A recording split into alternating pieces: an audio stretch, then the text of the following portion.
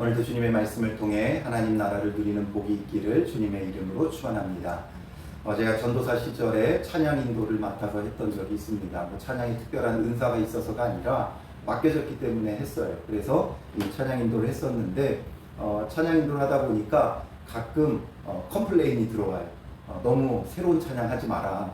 우리 따라 부르기 어려우니까 잘 아는 쉬운 찬양으로 인도해달라. 이렇게 꼭 찾아와서 말씀하시는 권사님들이 있었어요. 그래서 가급적이면 이제 그렇게 하려고 애를 쓰지만 또 젊은 사람들도 오고 다양한 계층의 사람들이 오니까 그래도 가끔씩 이렇게 새로운 찬양들도 넣고 이렇게 했었어요.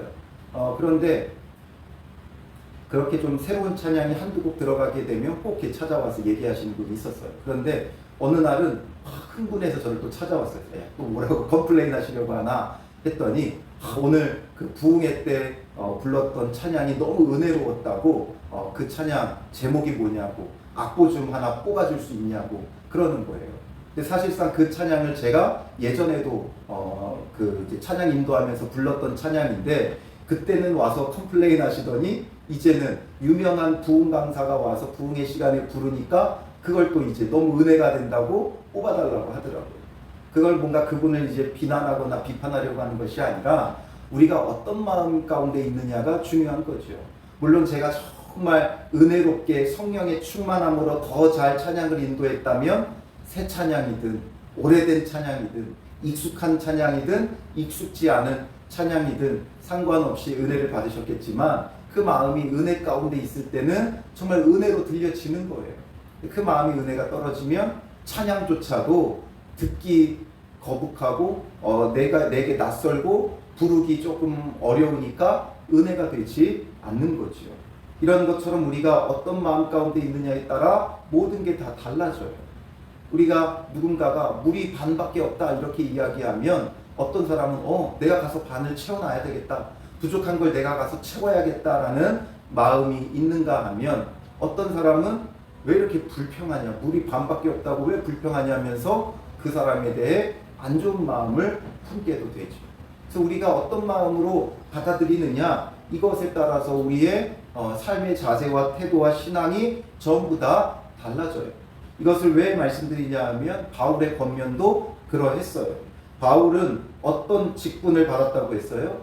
화목하게 하는 직분을 받았다. 그러므로 이 바울은 이제 이 고린도 교인들에게 참된 화목함을 누리는 은혜가 있기를 바랬어요. 그래서 그 화목한 은혜를 누리게 하기 위해 이제 이 6장으로 넘어오면서 바울이 말했던 게 뭐예요? 하나님의 은혜를 헛되이 받지 말라. 그러니까 참된 화목함을 누리라는 거죠. 이것은 하나님과의 화목함뿐만 아니라 하나님과의 화목함을 누리면 우리는 누구와도 화목함을 누려요? 이웃과도 화목함을 누리게 되어 있어요. 왜냐하면 하나님과의 화목함이 깨어졌을 때 우리는 하나님과의 화목함만 깨어진 게 아니라 사람과 사람과의 관계 속의 화목함도 깨어졌고 사람과 자연과의 관계 속에 그 화목함도 깨어졌어요. 그러니 원인이 해결되어지면 여러 가지 현상들이 해결되어지는 거예요. 그래서 하나님과의 깨어진 그 관계가 회복되어지면 예수 그리스도께서 우리의 죄를 대신하여 죽으심으로 하나님과 화목하게 하셨고 그래서 우리가 그 예수 그리스도를 믿음으로 하나님과 화목함을 누리면 우리는 우리의 이웃과의 관계도 화목함을 누리게 되어 있고 또 우리가 자연과의 관계도 회복되게 되어져 있어요. 하나님과의 그런 화목함을 우리가 어떻게 알 수 있느냐? 그러니까 그걸 역으로 보면 되는 거예요. 가족과 이웃과의 관계가 화목하면 하나님과의 관계도 화목한 거예요. 그런데 가족과 불화하고 이웃과 불화하면 하나님과의 관계도 불화한 것이 증명되어지는 거죠. 그래서 우리는 할 수만 있는 대로 가족과도 이웃과도 화목하기를 힘써야 돼요. 그래서 바울은 오늘 본문에 어떻게 권면하고 있어요?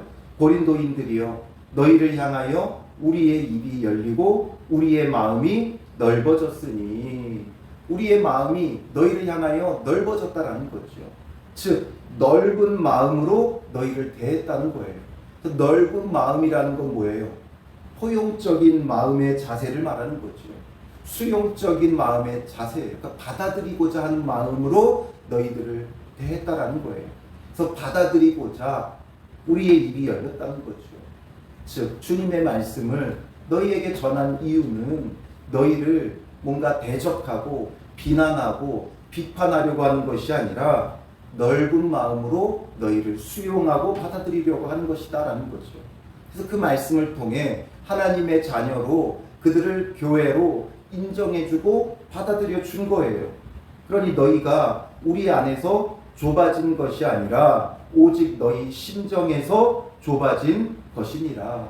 그런데 바울을 대적하고 바울에 대하여 여러 가지 의혹을 품는 것은 우리가 좁아진 게 아니라 너희의 심정에서 좁아진 것이다.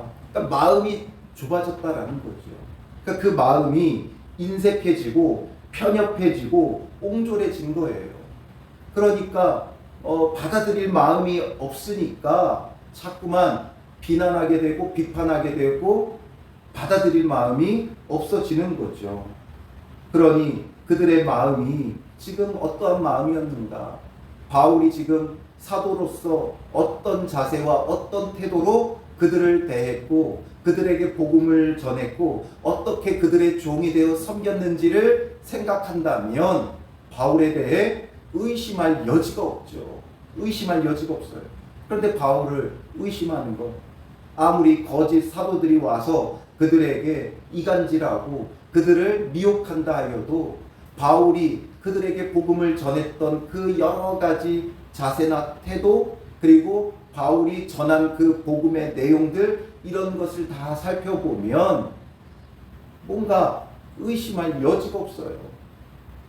그런데도 불구하고 결국에 바울을 적대했던 건 그들의 마음이 편협해진 거예요. 마음이 편협해지기 시작하면 얼마나 위험하냐 하면 그때부터는 부분만 보게 되어 있어요. 그러니까 단점만 보게 되어 있어요. 한마디의 말을 가지고 트집 잡게 되어 있어요. 그러니까 심지어 바울이 고린도 교회 방문 계획이 변경된 것 가지고도 그게 심각한 문제가 되어졌잖아요. 예예하고 아니라 하는 믿을 수 없는 자다, 이런 말의 근거가 되어져 버렸죠. 지금 시대와 다르게 그 시대에는 여행하는 게 자유롭지가 않아요. 아무리 계획해도 그 계획대로 이루어지기가 쉽지 않아요. 가는 길이 지금처럼 무슨 내비게이션으로 딱 찍어 놓으면 몇 시면 도착합니다, 이렇게 딱 말할 수 있는 그런 것이 없죠. 길이 막히게 되어 있고 여러 가지 또 사정이 생기고 또 길을 가다가 어떤 사나운 들짐승을 만난다거나 도적대를 만난다거나 이러면 그 모든 것들이 달라질 수밖에 없어요. 또 여러 가지 기상적인 문제, 배를 타고 또 이동해야 될 때 그런 큰 문제들, 이런 것들을 생각해 본다면 여행 계획이야 뭐 얼마든지 바뀔 수가 있는 거죠. 한 부분만 보게 돼요. 심지어 말 한마디가 문제가 되어져. 그러니 우리에게 넓은 마음이 필요해요. 우리가 편협한 마음을 가지면 모든 것이 전부 다 비판거리가 되는 거예요. 그러니까 늘 그 입술에 불평이 가득한 사람들이 있죠. 그러니까 불평이 왜 가득하냐? 그 마음이 좁아졌기 때문에 그런 거예요. 뭔가 이해하고 받아들이려고 하는 마음이 없어요. 뭔가 문제를 지적만 하고 그 문제를 고칠 마음이 없어요. 뭐가 부족하면 내가 채우면 되는 거죠. 물이 반밖에 없다 하면 채우면 되는 거예요. 뭐가 이상하다 하면 그 이상한 걸 고치면 되는 거예요. 그러니 마음이 좁아지면 왜 심각한 문제에 이르느냐? 결국 예수님도 문제가 되고 예수님도 거부하게 되는 거예요. 예수님께서 그 시대의 유대인들에게 뭐라고 말해요? 이 독사의 자식들아 말하죠. 화 있을진저 말하죠. 굉장히 엄한 말로 그들을 꾸짖어요. 왜냐하면 그렇지 않으면 그들은 깨어날 수 없으니까. 그런데 그런 말만 집중하는 거죠. 어떻게 저렇게 험한 말을 내뱉을 수 있냐? 저렇게 험한 말을 내뱉는 자가 어떻게 하나님의 아들일 수 있고 구원자가 될 수 있느냐 말할 수 있죠. 그런데 심지어 예수님은 어떤 말도 했어요? 자녀들의 떡을 취하여 개들에게 던짐이 마땅하지 않다. 이런 말씀도 하시죠. 누구에게 했던 말씀이에요? 수로보니게 여인에게 했던 말이죠. 그 말은 뭐예요? 자녀들의 떡을 취하여 개들에게 던짐이 마땅하지 않다. 그러니까 이방인인 너희는 개만도 못한 존재다. 우리말로는 개 XX들아. 이렇게 욕하는 것과 다름이 없어요. 그런데 옹색해진 마음, 좁아진 심정으로 그 말을 들으면 어떻게 돼요? 야, 예수님 욕한다. 저 사람이 어떻게 예수님일 수 있고 구원자가 될 수 있느냐? 이게 되죠. 그런데 마음이 넓어지면, 수용적인 자세가 되면 수로보니게 여인이 뭐라 그래요? 옳습니다 말하죠. 옳습니다. 나는 개만도 못한 존재입니다. 그런데 개들도 주인의 상에서 떨어지는 부스러기는 먹지 않습니까? 이 부스러기 같은 은혜라도 우리에게 베풀어 주세요. 이거죠. 그러니 주님을 영접하고 맞이하고 주님이 주시는 참된 구원을 맛볼 수 있는 거예요. 그래서 우리의 마음의 상태가 너무 중요해요. 왜 성령 충만을 교회에서 강조하느냐? 그 성령의 충만함이 우리의 마음이 넓어지게 해요. 그러면 뭐든지 받아들이고 수용할 수 있어요. 그런데 우리의 심정이 좁아지게 되면 그럴 마음이 전혀 없죠. 조그마한 것에도 비난하고 비판하고 싸우려고 들 수밖에 없는 거예요. 그래서 화목하게 하는 직분을 가진 바울은 궁극적으로 그들의 마음이 넓어지기를 원하며 13절에 뭐라 그래요? 내가 자녀에게 말하듯 하노니. 이 고린도인들은 바울이 영적으로 낳은 자녀들이죠. 바울이 복음을 전해서 구원받은 자들이에요. 그래서 정말 자녀에게 말하듯이 정말 참 사랑의 마음으로 말한다라는 거예요.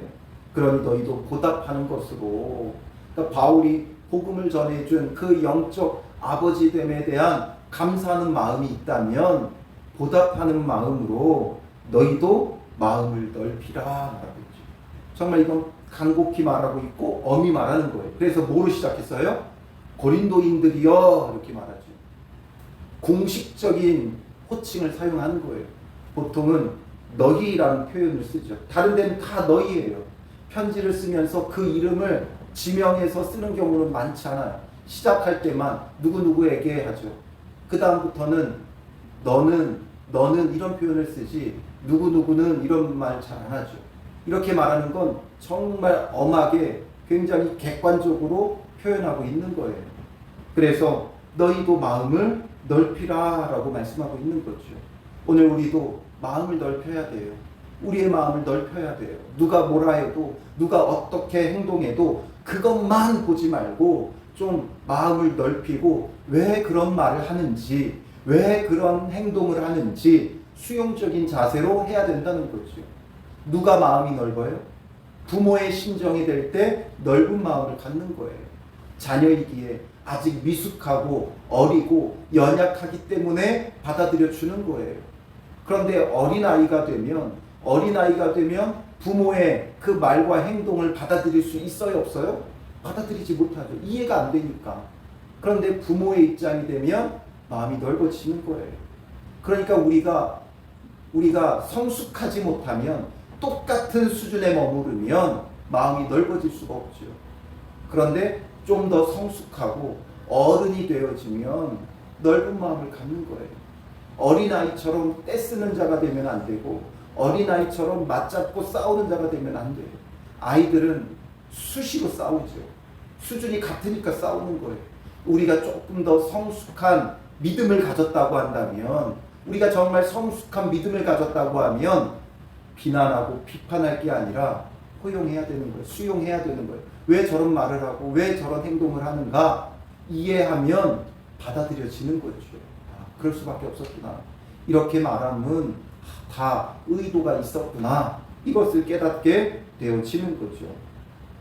그렇다고 해서 모든 걸 다 또 수용하고 포용하면 안 되겠죠. 화목이라는 이름 앞에 우리가 모든 걸 또 수용하고 아무 것과 화목하면 안 되는 거예요. 그래서 이제 이어지는 본문은 화목해야 되지만 그 가운데 또 우리가 경계해야 될 것도 있죠. 그래서 14절에 너희는 믿지 않는 자와 멍에를 함께 매지 말라. 마음을 넓히고 수용하고 포용적인 자세로 사람들을 대하고 받아들여야 하지만 그렇다고 해서 믿지 않는 자와 멍에를 함께 매면 안 된다라는 거예요. 왜냐하면 의와 불법이 어찌 함께하며 빛과 어둠이 어찌 사귀며 그리스도와 벨리알이 어찌 조화되며 믿는 자와 믿지 않는 자가 어찌 상관하며 하나님의 성전과 우상이 어찌 일치가 되리요. 바로 선과 악이 공존할 수 없다라는 거죠. 그래서 우리가 믿지 않는 자들의 그 악함과 함께 멍에를 매면 안 된다는 거예요. 멍에는 두 마리 소의 결의를 씌우는 거죠. 그래서 이 멍에를 통해 하나의 밭을 가는 거예요.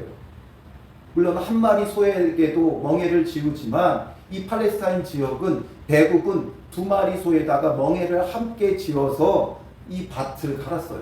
즉 믿지 않는 자와 멍에를 함께 매지 말라는 건 믿지 않는 자들과 완전히 단절되게 살고 이렇게 해야 된다라는 게 아니라 같은 일을 하면 안 된다는 거죠. 믿지 않는 자들과 같은 일을 하면 안 돼요. 악한 일을 하면 안 된다는 거예요. 죄의 일을 받아들이면 안 된다는 거죠. 넓어진 마음으로 수용하고 포용한다고 해서 죄된 일까지도 그대로 받아들이면 안 된다는 거예요. 그러니 의와 불법이 함께 있을 수 없죠. 빛과 어둠이 사귈 수 없죠. 그리스도와 벨리알이 조화될 수 없고 믿는 자와 믿지 않는 자가 상관할 수 없고 하나님의 성전과 우상이 일치될 수 없어요. 우리는 살아계신 하나님의 성전이라. 살아계신 하나님의 성전인데 우리의 몸이 곧 성전인데 악한 자들의 그 죄악된 일을 우리 안에 수용하게 되면 성전을 더럽히는 일이 되는 거죠. 우리는 화목해야 되지만 철저히 죄에 대해서는 수용적인 자세를 가지면 안 돼요. 죄에 대해서는 우리가 철저히 배척하는 자세를 가져야 돼요. 이와 같이 하나님께서 이르시되 내가 그들 가운데 거하며 두루 행하여 나는 그들의 하나님이 되고 그들은 나의 백성이 되리라. 그러므로 너희는 그들 중에서 나와서 따로 있고 부정한 것을 만지지 말라 말하죠. 하나님께서 친히 나는 그들의 하나님이 되고 그들은 나의 백성이 되겠다 약속해 주셨어요. 그러므로 우리는 이제 따로 있어야 돼요. 나와서 따로 있어야 돼요. 그건 완전히 분리된 삶을 살라는 게 아니라 구별된 삶을 살아야 된다라는 거죠. 우리끼리 따로 어디에 공동체를 만들고 우리끼리만 살아야 된다 이걸 말하는 게 아니죠. 완전히 구분되고 구별된 그 삶이 필요한 거예요. 부정한 것을 만지지 말라. 악한 것에 접촉하면 안 되죠. 내가 너희를 영접하여 너희에게 아버지가 되고 너희는 내게 자녀가 되리라. 또한 하나님은 우리의 아버지가 되고 우리는 하나님의 자녀가 되는 거예요. 하나님은 우리의 하나님이 되고 우리는 그의 백성이 되고 하나님은 우리의 아버지가 되고 우리는 그의 자녀가 되는 약속을 주셨기에 그 약속 안에서 우리는 거룩하게 구별되어야지 악한 자들과 멍에를 매며 악한 일을 함께 하면 안 된다는 거예요. 악한 자들과 함께 자리에 앉을 수는 있죠. 그런데 함께 멍에를 매지 말라는 건 함께 죄된 일은 하지 말라는 거예요. 남을 비난하는 말이나 또 험담하는 말이나 뒷말하는 것 이런 것을 믿지 않는 자들과 함께 하는 것은 옳지 못하다라는 거죠. 함께 자리에 앉을 수 있어요. 그런데 거기에서 같이 악한 일, 죄된 일을 하면 안 된다라는 거죠. 그런즉 그래서 이제 결론적으로 7장 1절에 사랑하는 자들아 이 약속을 가진 우리는 이 약속은 뭐예요? 하나님께서 우리의 하나님이 되어주시고 우리는 그의 백성이 되게 하시겠다는 거죠. 하나님은 우리의 아버지가 되고 우리는 하나님의 자녀가 되게 하겠다는 약속이에요. 이 약속을 가진 우리는 하나님을 두려워하는 가운데 거룩함을 온전히 이루라는 거죠. 그러니까 죄와는 완전히 구별되라는 거예요. 육과 영의 온갖 더러운 것에서 자신을 깨끗하게 하자. 육과 영의 온갖 더러운 것, 육은 외적인 것, 우리의 몸이 짓는 죄들이죠. 그러나 영은 내적으로 또 우리의 마음으로 짓는 죄들이에요. 이런 온갖 더러운 것에서 자신을 깨끗하게 하자라는 거죠. 구별되라는 거예요. 그래서 우리는 화목해야 되지만 그 화목함 속에 믿지 않는 자와 멍에를 함께 매면 안 돼요. 우리가 고린도 전서의 말씀을 보면서 보았을 때 알았겠지만 이 고린도 교회 안에 어떤 문제가 있었어요? 음행과 우상 숭배의 문제가 있었죠. 이런 자들을 받아들였어요. 심지어 이방인 중에도 없는 그런 음행이, 이방인 중에도 없는 이런 음행이, 근친상간의 죄가 이 고린도 교인들 안에 있었다는 거죠. 이게 화합, 화목이라는 이름 아래 받아들이면 되는 일이 아니라는 거죠. 아무리 그 성도를 받아들이기 위해 우리는 화목해야 된다, 사랑해야 된다, 이것 속에 그 성도를 받아들이기 위해 그가 그런 음행의 일을 저지르고 있는데도 받아들이면 안 된다는 거죠. 왜냐하면 그런 사람이 교회 안에 하나 둘 늘어나게 되면 어떤 문제가 돼요? 이게 당연한 것처럼 여겨지게 되는 거예요. 음행과 우상 숭배의 문제를 가만히 내버려 두면 하나 둘 그런 사람들이 늘어나면 이게 마치 당연한 것처럼 여겨지는 거죠. 그러니까 우리는 마음을 넓혀 수용하고 포용해야 되지만 죄에 대해서는 철저히 단호해야 되고 악한 자들과 함께 멍에를 매면 안 되고 우리는 하나님의 성전이기에 자신을 깨끗하게 해야 된다라는 거죠. 우리의 화목함이 어떤 것인가를 분명하게 말해주는 거죠. 마음을 넓혀야 돼요. 그러나 믿지 않는 자와 멍에를 함께 매면 안 된다라는 것, 이것을 주의사항으로 우리에게 주고 있는 거죠. 그러므로 오늘 하루 여러분들 삶 속에서 가족과 이웃들 만나는 사람들에게 할 수만 있는 대로 수용적이고 포용적인 자세를 가지세요. 왜 이렇게 말을 하나? 왜 이렇게 행동을 하나? 이해하려고 애쓰고 받아들이세요. 그러나 그렇다고 하여 그들과 함께 죄의 자리에 앉는 것은 철저히 경계하세요. 그래서 육과 영의 온갖 더러운 것에서 자신을 깨끗하게 하는 그런 하루 되시기를 주님의 이름으로 축원합니다. 기도하겠습니다. 살아계신 아버지 하나님, 우리의 마음이 얼마나 인색하고 옹졸해졌는지 주님, 우리의 마음에서부터 너무나 많은 것으로 사람들을 비난하고 비판하고 정죄합니다. 우리는 진리를 쫓는다고 하지만 오히려 우리의 자기의 기준을 가지고 옳고 그름을 판단하고 사람을 비난하고 비판하고 심정에서 좁아진 것으로 사람들을 대적하고 있지는 않은지, 비난하고 비판하고 있지는 않은지 우리 마음을 철저히 돌아보게 하여 주시고 우리의 마음이 넓어지게 하여 주시옵소서. 그리스도 예수께서 넓은 마음으로 우리를 받아들여 주셨듯이 우리도 넓은 마음으로 주의 말씀을 대하고 이해하고 수용하고 받아들이게 하시고 만나는 모든 사람들의 그 말과 행동으로 인해 상처받거나 비난하고 비판하지 말게 하시고 넓어진 마음으로 그들을 품을 수 있는, 포용할 수 있는 성숙한 믿음의 사람이 될 수 있도록 인도하여 주시옵소서. 또한 믿지 않는 자들과는 멍에를 함께 매지 말라 하셨사오니 죄의 자리에, 오만한 자리에 함께 거하는 일이 없게 하여 주시고 철저히 구별되고 거룩하게 우리 자신을 깨끗하게 하는 믿음의 사람이 될 수 있도록 인도하여 주시옵소서. 오직 예수 그리스도와 함께 멍에를 매는 자들 되게 하시고 그리스도 예수와 함께 멍에를 매고 온유하고 겸손한 믿음의 사람들이 되게 하여 주실 줄 믿사오며 예수님의 이름으로 기도합니다. 아멘.